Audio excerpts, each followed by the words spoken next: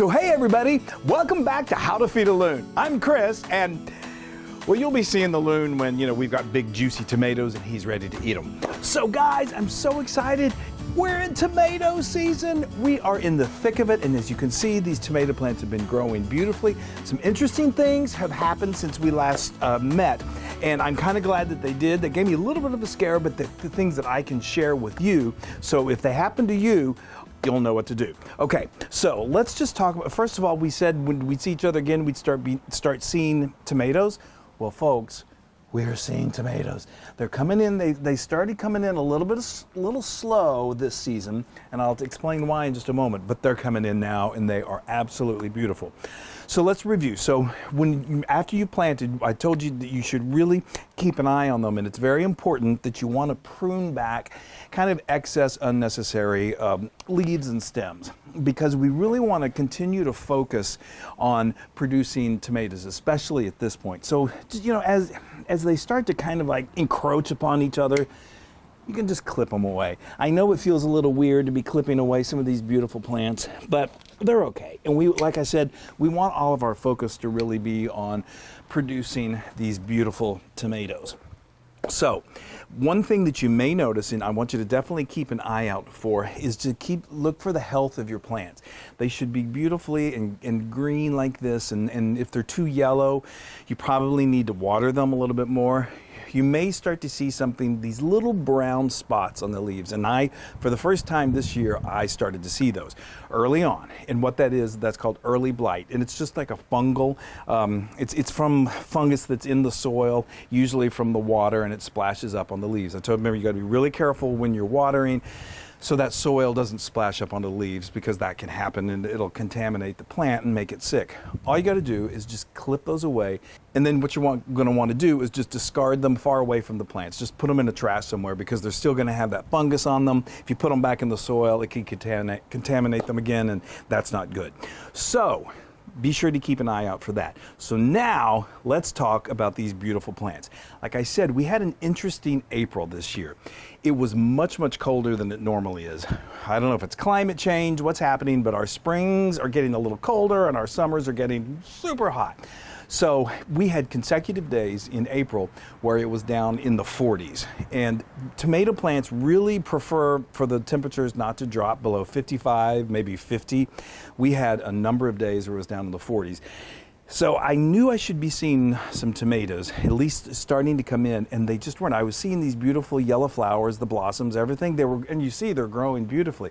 I just had a feeling that they weren't producing the tomatoes at the point that they should have been. I mean, we're about 60, 65 days in, so we're still in that, that window of time, but I could just sense. So I was curious if other people in this area were experiencing the same thing, and none of my neighbors grow tomatoes, and so I thought, I bet you I could find a group on social media. So sure enough, I went to Facebook.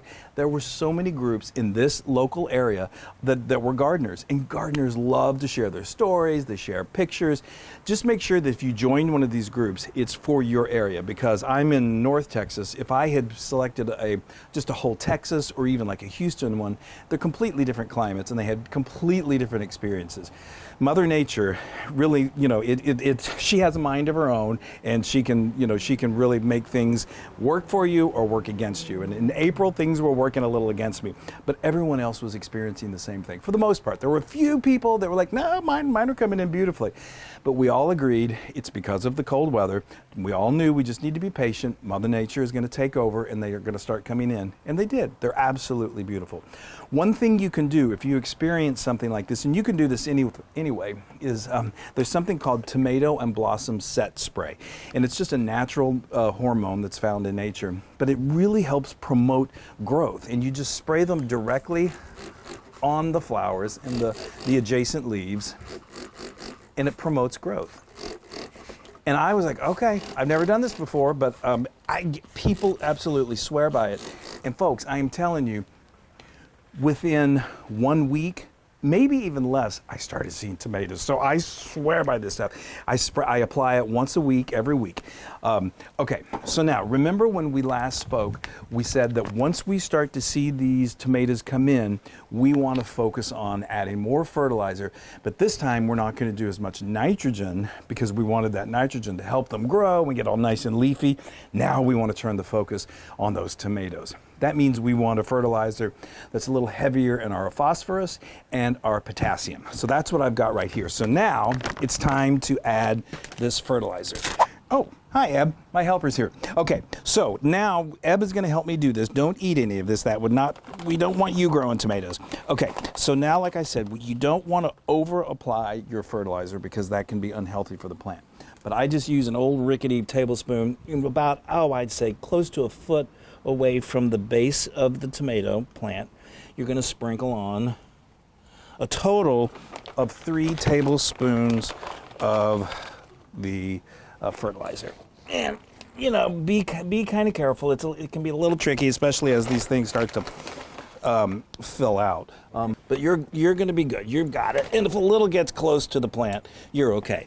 Okay, so you see that so completely went around the plant. I didn't get it too close, but got it close enough so those nutrients in that fertilizer can get into the soil. So now I'm going to go ahead and water them. It's important that you water after you apply the fertilizer. As these grow, they're going to need more water. So watering, is, as you know, is super important, but I can tell you, you don't want to overwater. In the past, I feel like I overwatered. There was one particular season, and you end up getting nice tomatoes, but they have these like cracks in them, and you can tell that that's what, you know, when you see that, that's because they've been just too much water. There's been too much water in the soil. So this container right here holds about 2 gallons.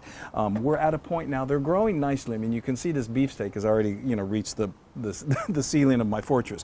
So I split one of these between 2 plants. So that's about 1 gallon of water per plant per day.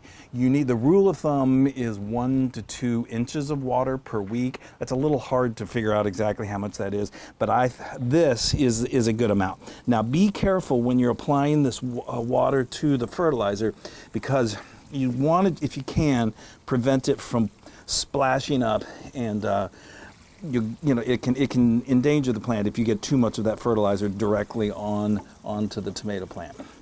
But that's about a half a gallon, or no, that's about 1 gallon right there. We're going to let that soak in and let it do its magic. And these are just going to continue to grow, and they're going to be beautiful. Remember, I told you it's really important to keep a journal. Keep doing that. Keep notes. I keep a tally. I get so excited when a tomato comes in. And so you know what you're producing. I have 2 beefsteak tomato plants that I have planted this year. Everything else they're not beefsteak. They're different types. They're the only 2 that so far have not produced any tomatoes. You see, they're big and they're beautiful. They've got the blossoms, and I think they're going to at any moment, but they may not. They may have just said, you know what, this year it was too cold, we're not going to do it, but I'm going to note that in my notebook, in my journal, and I'll know next year. I'll keep that in mind when I'm trying to decide which plants to plant.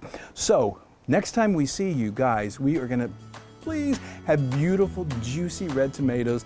I guarantee you that's when we'll see the Loon, and then we're going to make something so delicious, so yummy. Bye, everybody.